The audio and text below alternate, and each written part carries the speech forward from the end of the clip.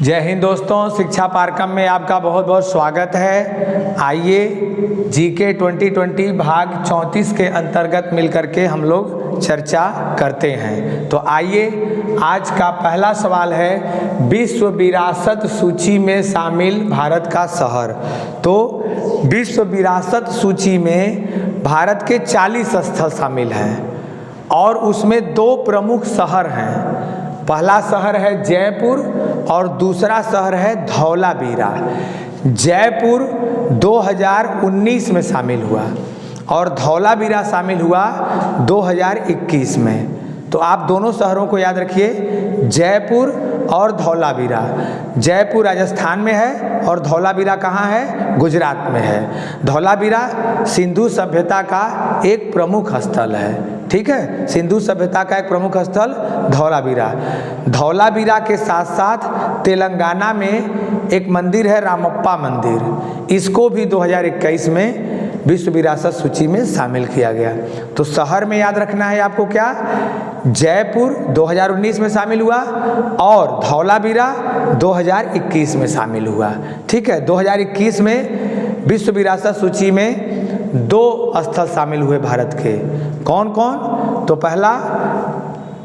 पहला शामिल हुआ आपका रामप्पा मंदिर और दूसरा शामिल हुआ धौलावीरा शहर। ठीक है, आगे कांग्रेस के अधिवेशन जो गांव में हुआ था, तो कांग्रेस का 1950वां जो अधिवेशन हुआ 1937 में, कांग्रेस का 50वां अधिवेशन 1937 में हुआ और इसके अध्यक्ष थे जवाहरलाल नेहरू। जो कहाँ हुआ? तो पश्चिम बंगाल के फैजपुर नामक गांव में हुआ था। तो कांग्रेस का कौन सा अधिवेशन गांव में हुआ? 50वां अधिवेशन 1937 में। उसके अध्यक्ष कौन थे? तो उसके अध्यक्ष थे आपके जवाहरलाल नेहरू। कहाँ हुआ था? फैजपुर। फैजपुर कहाँ है? पश्चिम बंगाल में। कब? 1937 में। कौन सा अधिवेशन? 50वां अधिवेशन। ओके, साथ ही ये भी याद रखिए, कांग्रेस की स्थापना किसने की? A.O. ह्यूम। कब? 1885। पहले अध्यक्ष WC बनर्जी। कांग्रेस के पहले मुस्लिम अध्यक्ष बदरुद्दीन तैयब जी। कांग्रेस की पहली महिला अध्यक्ष 1917 में एनी बेसेंट। कांग्रेस की पहली भारतीय महिला अध्यक्ष 1925 में सरोजनी नायडू। गांधी जी कांग्रेस के अध्यक्ष कब बने? तो गांधी जी कांग्रेस के अध्यक्ष बने 1924 के में बेलगाम अधिवेशन में। ओके, स्वतंत्रता के समय कांग्रेस के अध्यक्ष JB कृपलानी। स्वतंत्रता के समय कांग्रेस के अध्यक्ष JB कृपलानी। तो ये सब भी आप याद रखिए। अगला, हिमालयन चोटी धौलागिरी कहाँ स्थित है? तो हिमालयन चोटी धौलागिरी नेपाल में है। हिमालयन चोटी धौलागिरी कहाँ स्थित है? नेपाल में है। साथ ही एवरेस्ट शिखर भी कहाँ स्थित है? नेपाल में स्थित है। एवरेस्ट शिखर भी नेपाल में है, जिसे क्या कहते हैं? सागर माथा। नेपाल में क्या कहते हैं? सागर माथा। किसको? एवरेस्ट को। और दुनिया की सबसे ऊंची चोटी कौन सी है? तो एवरेस्ट चोटी। कहाँ? हिमालय पर्वत में। किस देश में? नेपाल में स्थित है। ठीक है, आगे, पृथ्वी शिखर सम्मेलन 1992 कहाँ हुआ था?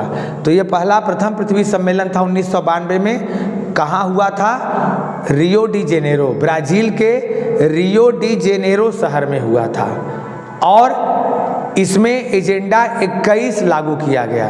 क्या लागू किया गया? एजेंडा 21। किस अधिवेशन में आया था? तो पृथ्वी सम्मेलन 1992 जो हुआ था रियो डी जेनेरो में। ठीक है, आगे, ओलंपिक खेल में कितने छल्ले हैं? तो ओलंपिक खेल में कुल 5 छल्ले होते हैं। ओलंपिक खेल में कुल 5 छल्ले होते हैं। इसका डिजाइन कौन किया था? तो पियरे डी कुबार्डिन।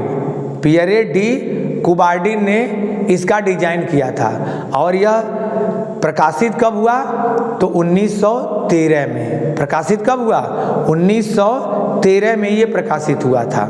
ठीक है, 5 छल्ले 5 महाद्वीपों का प्रतिनिधित्व करते हैं। 5 छल्ले 5 महाद्वीपों का प्रतिनिधित्व करते हैं। लाल छल्ला अमेरिका महाद्वीप, हरा छल्ला ऑस्ट्रेलिया महाद्वीप, काला छल्ला अफ्रीका महाद्वीप, पीला छल्ला एशिया महाद्वीप और नीला ब्लू या नीला छल्ला यूरोप महाद्वीप को प्रतिनिधित्व करता है। तो फिर से एक बार याद करिए, काला छल्ला अफ्रीका महाद्वीप, लाल छल्ला अमेरिका महाद्वीप, पीला छल्ला एशिया महाद्वीप, काला अफ्रीका, लाल अमेरिका और पीला एशिया, हरा ऑस्ट्रेलिया और नीला या ब्लू ये यूरोप महाद्वीप का प्रतिनिधित्व करता है। तो कितने छल्ले हैं? 5। ठीक। श्री गौरांग नाम से प्रसिद्ध कौन है? तो श्री गौरांग नाम से प्रसिद्ध हैं चैतन्य महाप्रभु को कहते हैं। ये समाज सुधार आंदोलन चलाए, समाज में परिवर्तन लाने के लिए एक आंदोलन चलाया, सामाजिक आंदोलन चलाए। चैतन्य महाप्रभु के बचपन का नाम था निमाई स्वामी। चैतन्य महाप्रभु के बचपन का नाम क्या था? निमाई स्वामी। इनका जन्म बंगाल के नदिया नामक स्थान पर हुआ था। कहाँ? बंगाल में नदिया नामक स्थान पर। ठीक है। तो चैतन्य महाप्रभु को क्या कहा जाता है? चैतन्य महाप्रभु को कहा जाता है श्री गौरांग। और गौरांग वैष्णव संप्रदाय भी इन्होंने चलाया था। गौरांग वैष्णव संप्रदाय भी चलाया था। और इन्होंने सबसे अधिक किसको प्रचलित किया? तो कीर्तन को। अगर आपसे सवाल पूछा है कि कीर्तन को सबसे ज़्यादा प्रचलित कौन किया? तो चैतन्य महाप्रभु। जन्म कहाँ हुआ? बंगाल के नदिया नामक स्थान पर। इनके बचपन का नाम निमाई स्वामी। बचपन का नाम क्या है? निमाई स्वामी। तो ये भी आप याद रखिएगा।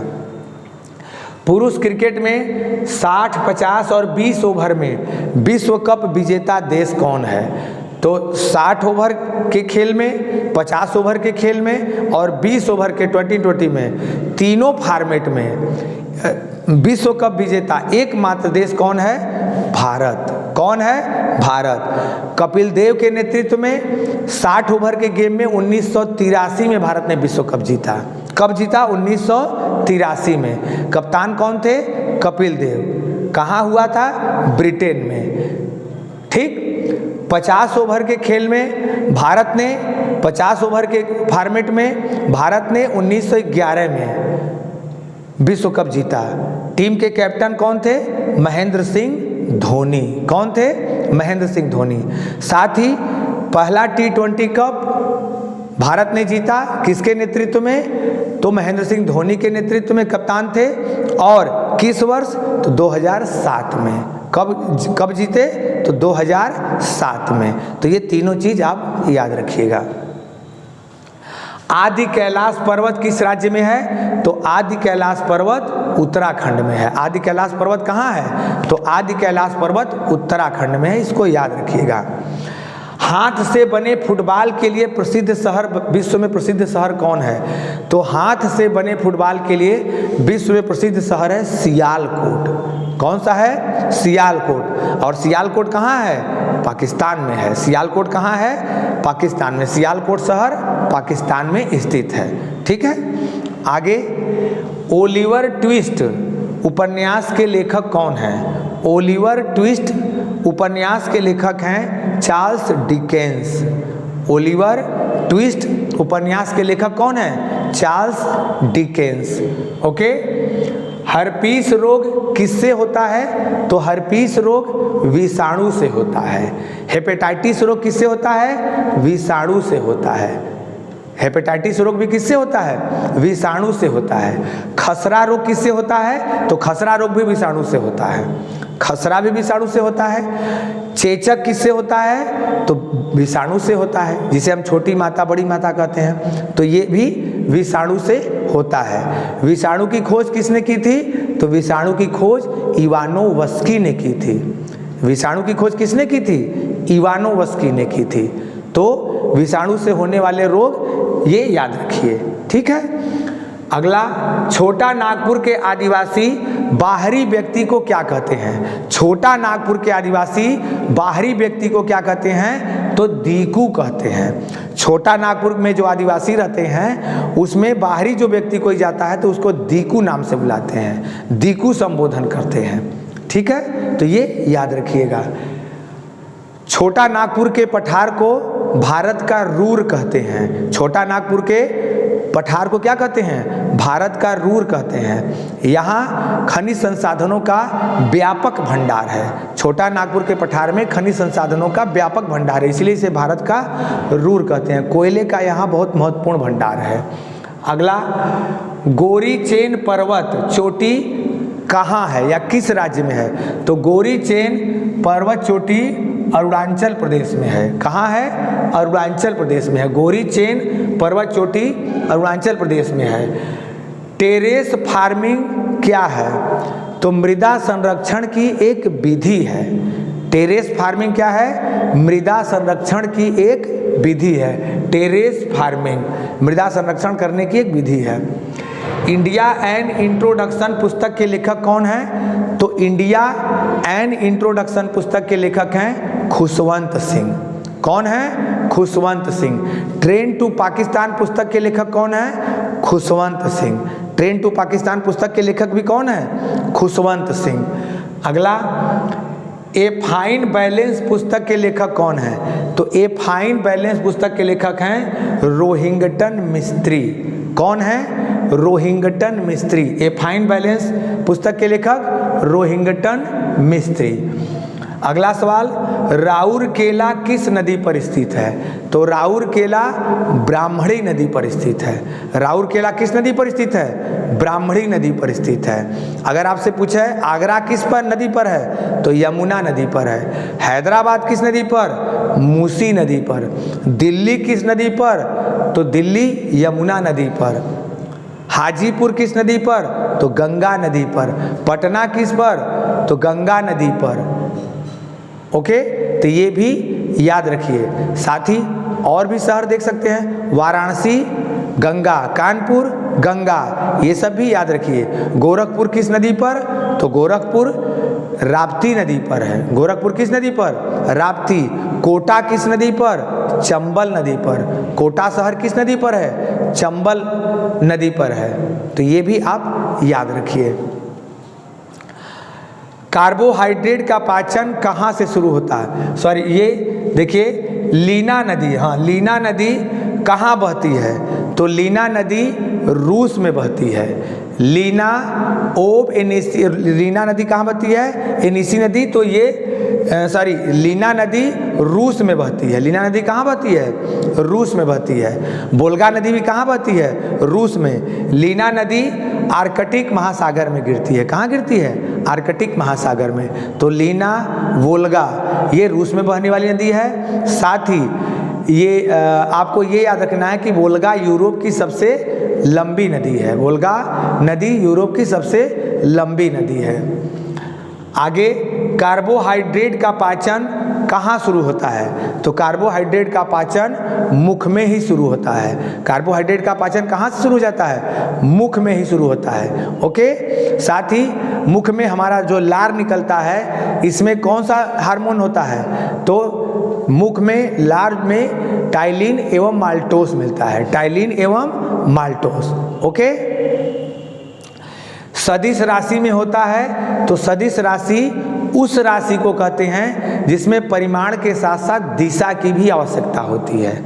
और अदिश राशि उस राशि को कहते हैं जिसमें केवल परिमाण की आवश्यकता होती है, दिशा की आवश्यकता नहीं होती। Okay, vector scalar. तो सदिश राशि जिसमें परिमाण और दिशा की जरूरत हो उसे सदिश राशि, जिसमें केवल परिमाण की जरूरत हो उसे अदिश राशि कहते हैं। सदिश राशि में हम देखते हैं जैसे, और एक राशि याद रखिएगा विद्युत धारा, जिसमें परिमाण और दिशा दोनों होता है लेकिन वो अदिश राशि होती है।